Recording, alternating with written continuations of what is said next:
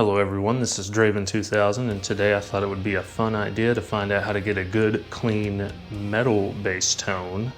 This is no distortion, no drive. This is if you want a nice clean sound for your metal mix. We're going to start with this SVT4 Pro going into a SWR Goliath 3 and see if we can get a nice metal tone out of this BC Rich Widow here, 5-string. It's got fresh strings and a new battery in it, so it should sound good. For the first half of the video, we're gonna start by dialing everything in, and then for the second half, I'll give you an audio demonstration with a mic on the cabinet so that you can hear it real clearly. So if you can't hear any differences at first, stick around for the end of the video. You should be able to hear some pretty significant differences.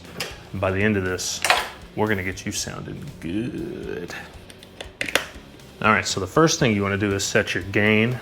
And on this particular amp, it's quite easy. You just turn the master volume all the way down, which we've already done. And then you want to turn the gain knob up until it peaks. We get a nice little light telling us that. And then you want to back it off until it doesn't peak as much.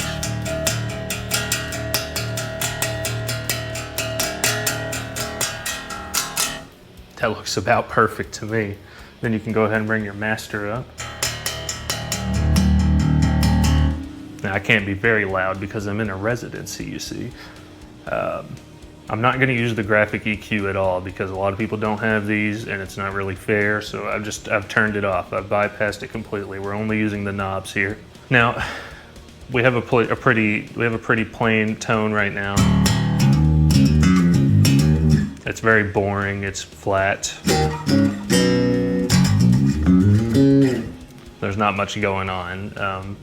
And the biggest enemy of a metal bass tone to me is the low mid range. And I know a lot of you have seen the video, how to ruin your metal tone, you know, turn the mids all the way down. And that is true to an extent, because if you sacrifice these low mids, you will lose your volume to a degree.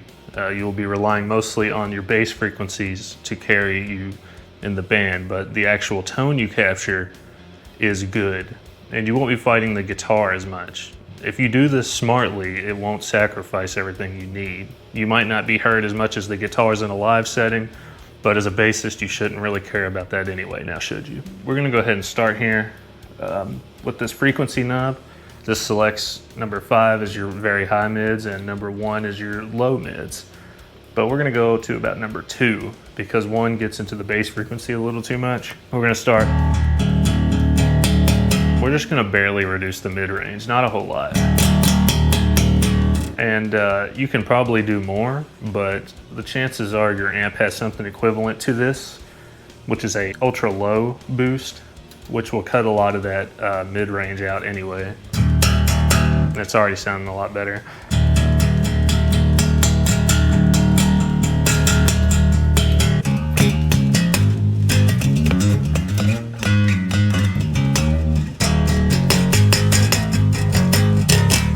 Sounds good to me. Next, we're gonna need some treble.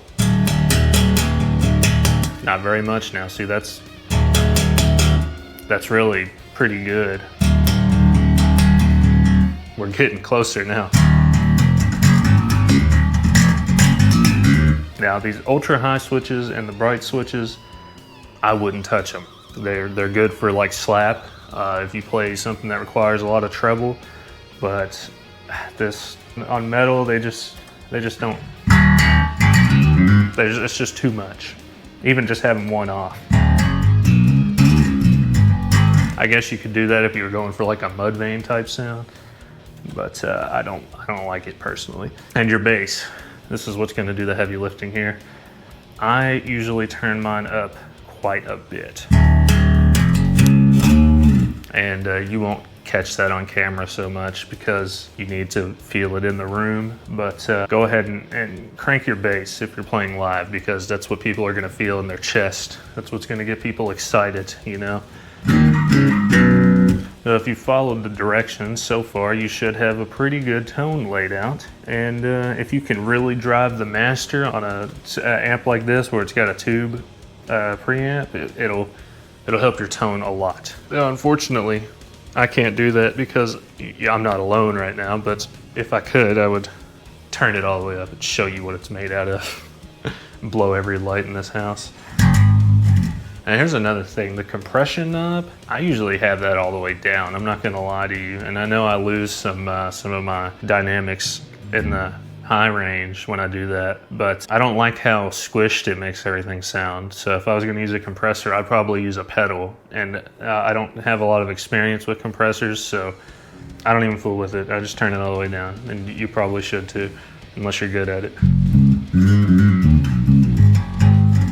So if you really dig into the strings, if you have a good setup with a lot of frets are nearly touching the strings, you can get a really trebly, clanky sound out of it. And that's where your good tone comes from. A good setup on a bass is a part of a good tone, because if your strings are too high up, they're gonna be too thumpy.